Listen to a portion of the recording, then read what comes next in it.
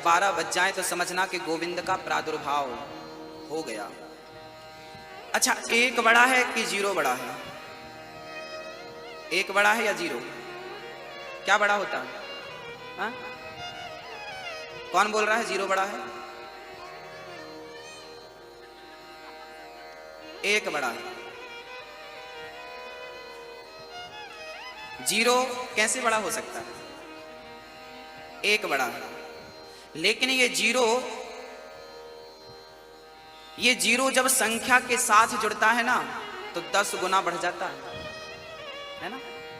1 2 3 4 संख्या एक एक चलती है, जबकि जीरो लग जाए तो 10 गुना बढ़ता। 1 के पीछे शून्य लगाओ सीधा 10, 2 के पीछे शून्य लगाओ सीधा 20, और 2 शून्य लगा दो तो 100, 3 शून्य लगा दो तो 1000, मतलब 10 गुना।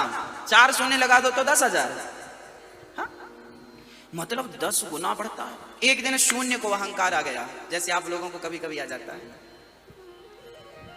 एक बार शून्य को, जीरो को अहंकार आ गया। जीरो अकड़ के बैठा था, ए संख्या तुम हमें पानी दिया करो, झाड़ू पोंछा लगाया करो घर पे, हमारी सेवा किया करो।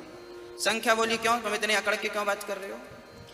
जीरो बोला कि मैं सबसे बड़ा हूं, क्योंकि मैं ना हूं ना तो तुम्हारी कोई वैल्यू नहीं है, मैं तुम्हें 10 गुना बढ़ाता हूं। संख्या बोली तो ठीक है, तुम बैठे रहो, हम चली। सारी संख्या निकल गई, 0 0 0 0 बैठा रहा। अब बताइए 10 जीरो की कोई वैल्यू है संख्या के बिना? ये तो सही है कि जीरो 10 गुना बढ़ाता है, पर संख्या है तो बढ़ाता है, संख्या नहीं रहे तो उसकी कोई वैल्यू नहीं है। ऐसे ही राम नाम एक अंक है, बाकी साधन शून्य, राम रहे 10 गुण है और राम बिना सब शून्य। अर्थात जैसे अंक के बिना शून्य अधूरा होता है, ऐसे हमारा और आपका अंक है राम कृष्ण। राम अंक है, हम, हमारा काम, हमारा धंधा, हमारा बिजनेस, हमारा व्यापार, हमारा परिवार सब शून्य है। यदि राम मेरे साथ है तो मेरा घर परिवार कारोबार 10 गुना बढ़ता है, और अंक हट गया तो सब शून्य, 0/0, कोई हाथ नहीं लगेगा। जिनके जीवन में अंक जुड़ा है, हम ऑलरेडी क्या है? हम क्या है? हम जीरो हैं। हमने अपने आप को अंक मान रखा है, वो हमारी भूल है, नादानी है। आप लोगों ने अपने आप को क्या मान रखा है? कितने अंक हो आप? मैया जीरो। हम तो डबल जीरो हैं, अब आप कितने हैं राम जाने।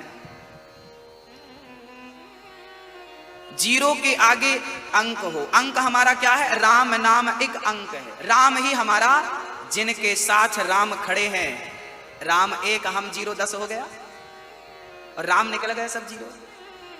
अच्छा, भाटापारा में ना जब हम आए, कल भी ये बात कही थी, दोहरा देता हूं। जब भाटापारा पे हम आए ना तो रास्ते पे लिखा था भाटापारा 10 किलोमीटर, 5 किलोमीटर, 3 किलोमीटर, 2 1। जहां पर था, क्या वहां भाटापारा था? बोलो नहीं ना। आगे लिखा था भाटापारा, पत्थर पे किनारे, भाटापारा के नीचे बना था 0 0। जहां 0 था, जहां कुछ नहीं था, वहीं तो सब कुछ था। जब आप 0 बन जाएंगे, जब कुछ नहीं रह जाएगा अंदर, तभी तो भगवान का प्रादुर्भाव होगा, तभी तो भगवान का जन्म होगा। रात्रि के 12 बजे भगवान का जन्म क्यों हुआ? क्योंकि जब शून्य हो जाता है प्राणी, तब परमात्मा का जन्म होता है। यदि अहंकार का एक भी अंक आपके भीतर रह गया, काम क्रोध लोभ मोह रह गया, तो परमात्मा प्रकट हो ही नहीं सकता। ईश्वर उनके हृदय में प्रकट होता है जिनका हृदय क्या हो जाता है? 0, अहंकार से शून्य, क्रोध से, लोभ से, बुराइयों से शून्य। तो आपको शून्यता की ओर बढ़ना चाहिए, क्योंकि भाटापारा वही है जहां 0 है, बिलासपुर वही है जहां, रायपुर वही है जहां, दिल्ली वही है जहां, मुंबई वही है जहां। जब तक अंक रहेगा तब तक मंजिल मिल ही नहीं सकती। आप कर लो कोशिश, मिलेगी? अंक जब तक दिखेगा तब तक मंजिल नहीं मिलेगी। अंक दिखना बंद हो जाएगा, शून्य दिखना शुरू हो जाएगा, वही आपकी मंजिल है। बस क्या करना है अपने आप को? मैं शून्य ही था, शून्य ही हूं और शून्य ही रहूंगा, बट मैंने अहंकार बस अपने आप को कुछ मान रखा है। मैं कौन हूं जानते नहीं हो। कई लोग कहते हैं ना, मैं मुझे नहीं जानते तुम, ये अपने आप को अंक समझ बैठी हुई। मैया समझ रही हो ना?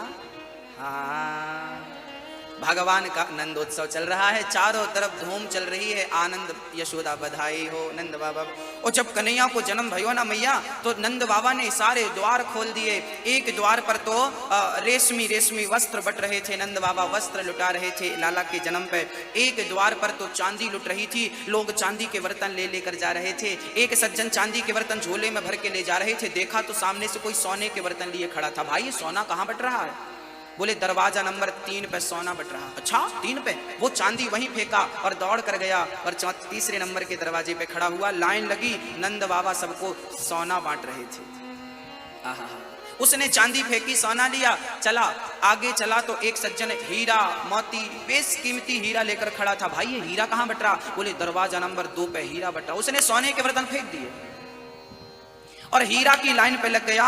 जब नंबर आया तो नंद बाबा सबको लाला के जन्म की बधाई हीरा बांट बांट के लुटा रहे थे। जय हो जाओ, लाला को आशीर्वाद दीजो, लाला को आशीर्वाद दीजो। अब तो भगवान के जन्म की बधाई लुट रही थी, उसने हीरा मोती लेकर चला। कहते हैं कि जब कन्हैया का जन्म हुआ तो सारे ब्रजमंडल में सोना चांदी की चादर बिछ गई थी। अब वो हीरा मोती लेकर चला तो एक सज्जन के दोनों हाथ खाली थे, ना हीरा ना मोती ना सोना ना चांदी। और वो इतना खुश था कि मानो उसे कोई अपार संपत्ति मिल गई। पूछा गया, भाई आप इतने प्रसन्न क्यों हैं? आपकी खुशी का कारण क्या है? उसने कहा कि दरवाजा नंबर 1 पर ऐसी संपत्ति लुटाई जा रही है जिसे लूटने के बाद दूसरी संपत्ति पाने का मन ही इच्छा ही नहीं रहेगी। उसको लगा मैं भी तो देखूं। उसने हीरे मोती वहीं फेंक दिए और जाकर देखा तो दरवाजा नंबर 1 पर एक तरफ रोहिणी माँ बैठी थी, दूसरी तरफ यशोदा माँ बैठी थी और 2 पलने पड़े थे। एक पर बलराम जी झूल रहे थे, एक पर नंद नंदन श्याम सुंदर झूल रहे थे। और नंद नंदन श्याम सुंदर का दर्शन जो कर लेता था ना, उसके बाद उनके दर्शन के बाद उसे कुछ और प्राप्त करना शेष रह ही नहीं जाता था। उसे लगता था मैंने दुनिया की सबसे बड़ी संपत्ति आज प्राप्त कर ली। उनके दर्शन के बाद ना हीरा की चाह रह गई, ना सोना की चाह रह गई, ना चांदी की चाह रह गई। चाह गई चिंता मिटी मनवा वे परवाह। जिसको कछु ना चाहिए, जिसको कुछ नहीं चाहिए, उसी को भगवान प्राप्त होते हैं। जिसको बहुत कुछ चाहिए, भगवान कहते हैं तुम्हें पाने की इच्छा पालो, हाँ प्राप्त कर लो। अच्छा, एक छोटा सा उदाहरण देकर मैं आपको समझा रहा हूं, समझिएगा। आप अपनी पत्नी को सामने खड़ा करिए, पति को सामने खड़ा करिए। कोई आपसे पूछे कि आप किससे प्रेम करते हैं सबसे ज्यादा? आप कहेंगे हम अपने बच्चों से, हम अपनी पत्नी से, हम अपने पति से प्रेम करते हैं। आपका पति आपसे प्रेम ना करे और आपसे बस पैसा मांगता रहे, आपका बेटा आपसे प्रेम ना करे, बस माँ पैसा दे दो, माँ पैसा दे दो, माँ पैसा दे दो, बेटा बस पैसे से प्यार करे, आपसे प्रेम बिल्कुल ना करे, तो क्या आप ऐसे बेटे से खुश रहेंगे? आपका पति आपके धन से प्यार करे, कहे तुम्हारे पापा धन देते रहेंगे तो मैं प्यार करता रहूंगा। रोज पापा से कहो कि हमें ये दिलाएं वो दिलाएं। अब लड़की अपने पापा को फोन लगा के मांग रही है। आप ऐसे पति से संतुष्ट रहेंगी? ऐसे पुत्र से संतुष्ट रहेंगे जो आपकी वस्तु से प्रेम करता है पर आपसे प्रेम नहीं करता? समझ रहे हो मैं क्या कह रहा हूं? आपके धन से प्रेम करे, आपसे प्रेम ना करे। बेटा ऐसा है कि बेटे ने पिता के धन से प्रेम किया, पिता से प्रेम नहीं किया। ऐसे ही जैसे आप संतुष्ट नहीं रहेंगे ऐसे बेटे, ऐसे पति से, ऐसे ही जो भगवान की वस्तुओं से प्रेम करता है बट भगवान से प्रेम नहीं करता, ऐसों से भगवान भी प्रसन्न नहीं रहते। भगवान की वस्तु क्या है? भगवान की वस्तु हूं मैं, भगवान की वस्तु है आप और हम। धन दौलत ये सब किसकी वस्तुएं हैं? भगवान की। आपको भी ईश्वर ने बनाया, मुझे भी, और जो भी मेरे पास है सब ईश्वर का दिया। हम भगवान की वस्तु से प्रेम तो करते हैं बट भगवान से प्रेम नहीं करते। एक सुंदर सी बात मुझे स्मरण आ गई, बहुत कीमती है, आप सुनिएगा। भाटापारा की एक लड़की थी, बहुत पुरानी घटना है, जब नया नया भाटापारा बसा था। तो भाटापारा में एक लड़की को देखने के लिए लड़का आया, शादी की चर्चा चल रही थी। लड़की को लड़के ने बहुत बढ़िया अंगूठी दी।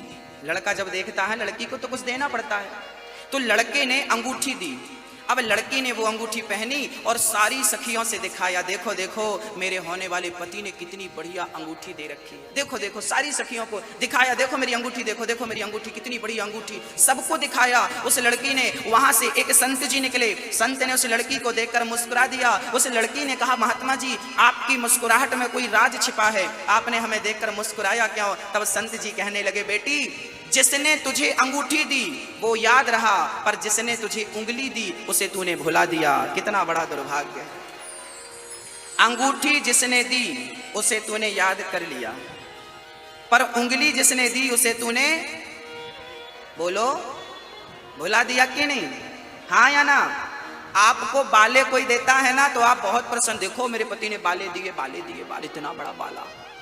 जिसने कान दिया उसको याद नहीं आता, जिसने रानी हार दे दिया उसे याद कर लिया, और जिसने पहनने के लिए गला दिया है, शरीर दिया है, उसे याद नहीं करते। हाँ, ये दुर्भाग्य है या नहीं? हम वस्तुओं के पीछे भाग रहे हैं। जिसने वेश, कीमती समय और शरीर दिया है हम उसे ही भूल चुके हैं। इसलिए भगवान से सदा कहना चाहिए, हे प्रभु मैं आपको कभी, हे प्रभु मैं आपको कभी भूलूं नहीं। चला लो मोबाइल।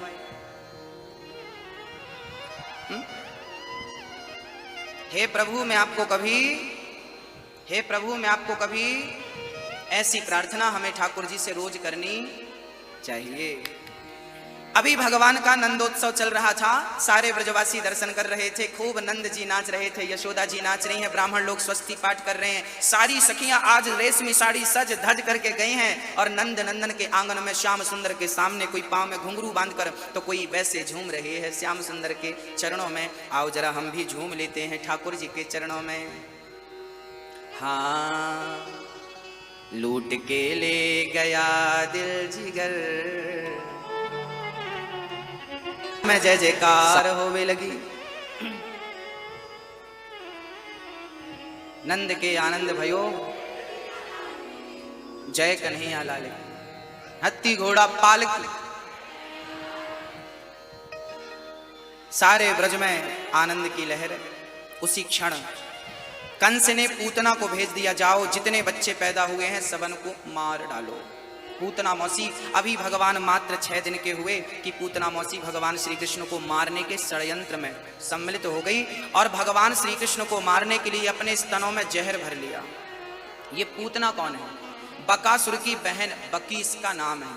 ये बच्चों का रक्तपान करती थी, बड़ी भयंकर थी, डरावनी थी, जो इसे देखता था डर जाता था, थर थर कांपने लगता था। ऐसी पूतना ने मन में विचार किया कि मैं बच्चों को कैसे मारूं, तो पूतना अपना रूप बदल के आ गई। नंदोत्सव चल रहा था, सारे ब्रजवासियों के साथ नंद बाबा कंस का कर चुकाने आ गए। यहाँ पूतना मौसी रूप बदल कर, थी तो कुरूपणी बट स्वरूपवान बनकर के पूतना गई है, और श्याम सुंदर माँ यशोदा की गोद पर खेल रहे थे। तभी माँ को कोई काम स्मरण आया, माँ ने यशोदा को लाला को पालने पे रखा और झूला झूला झूला कर सुलाने लगी। लाला खेलने पे मस्त थे, मैया बोली खेल रहा है, नेक मैं काम कर आऊं। तो माँ यशोदा घर के काम में लग गई, तब तक पूतना मौसी आई। श्याम सुंदर को अकेला पल्ले पे पड़ा देखा, पूतना बहुत सुंदर बनकर आई। पूतना को देखते ही मेरे श्याम सुंदर ने अपने नेत्रों को बंद कर लिया। क्या किया? नेत्र मूंद लिए। किसी ने भगवान से कहा, प्रभु आपने पूतना को देखकर नेत्र क्यों मूंद लिए? आप तो सब पर कृपा करते हो, आपकी दृष्टि जिस पर पड़ जाए वो निहाल हो जाता है, माला माल हो जाता है, सारे पाप समाप्त हो जाते हैं। आपने पूतना को देखकर नेत्र क्यों बंद कर लिए? तब भगवान ने कहा कि पूतना हमें मारने आई है अपने स्तनों में जहर भर के, और हमें तो उसे तारना ही पड़ेगा। तो पूतना का खाता वही मैं आंख बंद करके देख रहा हूं, किसका एक भी पुण्य मिल जाए तो इसे भव सागर से पार लगा दूं, इसलिए नेत्रों को कर लिया बंद। अथवा भगवान ने नेत्र इसलिए बंद कर लिए क्योंकि पूतना का तन सुंदर था। अच्छा, हमारी माताओं को निवेदन करते जाओ कि बैठती जाएं वहीं पे, आने मत दो किसी को। भैया जी हाथ जोड़ के माताओं से, क्योंकि माताएं ऐसे मानती नहीं है जल्दी से, इनको हाथ पांव जोड़ने पड़ते हैं। हाथ पांव जोड़ने से भी मान जाए तो बड़ी भाग्य है। हाँ, ये मानती नहीं है। शांति से बैठ जाओ मेरी माँ, तो हाथ जोड़ते जाइए सारी माताओं को, नहीं फिर वो डांटती भी हैं, क्यों नहीं जाने दे रहे हो हमें। उनके गुस्से का शिकार भी होना पड़ता। थोड़ा मेरी माँ आगे खिसकाओ। देखो कितनी जगह पड़ी बीच में, पूरा भाटा पार आ जाए, लेकिन आप बैठने नहीं दे रही हो किसी को। थोड़ा खिसको, कम कम जगह है तो कम कम जगह लो। आओ आगे, जल्दी जल्दी आओ, समय ना खराब करिए, समय कम है। आओ मेरी माँ, ओ मैया, आ जाओ मेरी माँ आगे, आ जाओ। मैया आप खिसक ही नहीं रही हो, ऐसे ऐसे बस हो रही वही वही। थोड़ा आगे भी तो बढ़ो कि हिलने से काम बनेगा। आओ आ जाओ आप लोग आगे, कितनी जगह पड़ी बताओ, ज्यादा गर्मी भी नहीं है। पूतना मौसी को देखकर भगवान ने नेत्र इसलिए बंद कर लिए क्योंकि भगवान ने कहा कि पूतना का तन सुंदर है, पूतना का तन सुंदर है पर पूतना का मन सुंदर नहीं है। और भगवान कहते हैं कि जिसका तन सुंदर होता है मन सुंदर नहीं होता, ऐसों को मैं देखना भी पसंद नहीं करता, इसलिए नेत्रों को कर लिया बंद। निर्मल मन जन सो मोहि पावा, मोहि कपट छल क्षेत्र न भावा। भगवान को सुंदर तन वाला व्यक्ति बिल्कुल पसंद नहीं है, सुंदर मन वाला व्यक्ति पसंद है।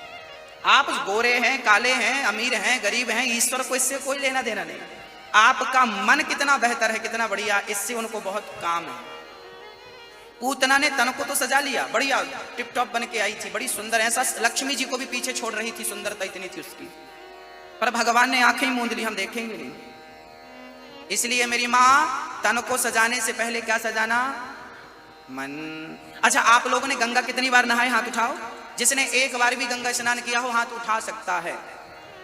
उठाया आपने, जय हो, आपने गंगा नहाया, मैं आपको प्रणाम करता हूं।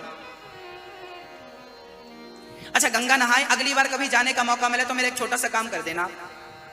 अब की बार कभी गंगा जी जाना, भैया जी, दादाजी, मैया जी, तो अब की बार अपने भाटापारा से ना घर से शीशी लेकर जाना, छोटी सी कांच की, प्लास्टिक की शीशी पे अपने नाली का पानी भर लेना, गंदा पानी भर के ढक्कन लगाना और साथ में झोले में लेके गंगा जी जाना। और जब गंगा जी पहुंचना तो उस शीशी को गंगा जी में डाल देना, 2 दिन 4 दिन पड़ी रहने देना, और जब वापस आना तो शीशी उठा के ले आना और फिर ढक्कन खोल के सबको पिलाना, गंगा जल पियो, गंगा जल पियो, गंगा जल पियो। कोई पिएगा?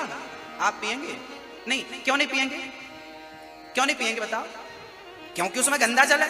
गंगा जल नहीं है, गंदा जल है। क्यों? अरे भाई, आप वो 4 दिन तक गंगा में पड़ी रही, शुद्ध नहीं हुई क्या? 4 दिन से वो शीशी गंगा में डूबी रही है, शुद्ध हुई कि नहीं? हाँ या ना? शुद्ध नहीं हुई। क्यों शुद्ध नहीं हुई? क्योंकि पानी ऊपर से तो निकल गया पर अंदर जैसा था वैसा ही रहा। वही तो मैं समझाना चाहता हूं कि शीशी 4 दिन से गंगा नहाती रही फिर भी शुद्ध ना हो पाई, क्योंकि अंदर जैसा था वैसा ही रहा। तो आप लोग भी गंगा जी नहाए पर अंदर जैसे थे वैसे ही हो, तो गंगा नहाने से फायदा क्या? गंगा नहाने के पहले आप जैसे थे, नहाने के बाद भी वैसे ही रहे, तो गंगा नहाने से क्या फायदा? शीशी के अंदर जो गंदा था वही रहा, आपके अंदर भी तो जो गंदगी थी वो बनी रही। ना कपट छूटा, ना लोभ छूटा, ना क्रोध छूटा, ना अहंकार छूटा, और गंगा नहा के आ गए। 4 धाम कर आए महाराज जी हम, गंगोत्री, यमुनोत्री सब नहा लिया, पर यहाँ आके सास की बुराई करती है, बहू की बुराई करती है। ये गंगा नहाया? गंगा नहा लिया, निंदा तक नहीं छूटी, चुगली तक नहीं छोटी। गंगा नहाने से फायदा क्या है? पैसा खर्च करने गए थे। हाँ, हम कहते हैं पूरी जिंदगी में एक ही बार गंगा नहाओ, लेकिन जब गंगा स्नान करने जाओ ना तो गंगा जल हाथ में लेकर कहना चाहिए, हे माँ, हे गंगा मैया, जितना पवित्र आपका जल है आज से मैं अपने मन को इतना ही पवित्र करूंगा, इतना ही पवित्र रखूंगा, तब तो गंगा नहाने का कोई फायदा है। अब बाकी आप फिर नहाते रहो, पैसा है तो खर्च करते रहो। पुण्य भी तीर्थ करने से नहीं मिलता, तीर्थों में जाने के बाद जब मन की स्थिति बदलती है, जब भाव बदलता है, तब पुण्य मिलता है। यदि विचार ना बदले जाएं, भाव ना बदले जाएं, तो पुण्य की प्राप्ति नहीं होगी। कितना भी आप नहा लीजिए, किस प्रकार भाव बदले तो पुण्य मिले। एक बार क्या हुआ, भाटापारा में गुलाब का बगीचा था, चारों तरफ गुलाब गुलाब गुलाब गुलाब। भाटापारा के एक सेठ जी ने गुलाब के बगीचे को देखा तो उनके मन में विचार आया कि ये बगीचा मेरा होता तो मैं गुलाब का कारोबार स्टार्ट कर देता, गुलाब के फूलों का काम काज स्टार्ट कर देता, व्यापारी व्यापार के हिसाब से देखता और सोचता। तभी भाटापारा का एक भक्त जब बगीचे के पास से गुजरा और बगीचे में बढ़िया फूल देखे, उसके मन में भाव जागा कि ये बगीचा मुझे मिल जाए ना तो ठाकुर जी का बंगला पुष्पों से सजा दूंगा, ठाकुर जी को पुष्पों से सजा दूंगा। भक्त ने भी उसी बगीचे को देखा, व्यक्ति ने भी उसी बगीचे को देखा, पर दोनों के एक ही बगीचे को देखकर दो भाव जागे कि नहीं? तो जिसका जो भाव था उसने पुण्य, वो भले बंगला ना बना पाया बिहारी जी का, पर भाव बनाया, उसे पुण्य की प्राप्ति हो गई, क्योंकि आपका भाव बन गया। आप कर पाए ना कर पाए, करने का भाव बन गया, इसका अर्थ है आपने उस पुण्य की प्राप्ति कर ली। हाँ, बस इसीलिए कहते हैं अपना नजरिया बदलो। हमारी माताएं कढ़ाई बाहर से ज्यादा धुलती हैं कि अंदर से? कहां जरूरी होता है? अंदर। बाहर धुलना जरूरी नहीं होता, अंदर से साफ करना जरूरी होता है। ऐसे ही तन को बाहर से साफ करना जरूरी नहीं होता, मन को भीतर से साफ करना जरूरी होता। तन को बहुत धोया पर मन को नहीं धोया। इसलिए कहता हूं समय का सदुपयोग किया करो, यथार्थ को समझा करो। हाँ।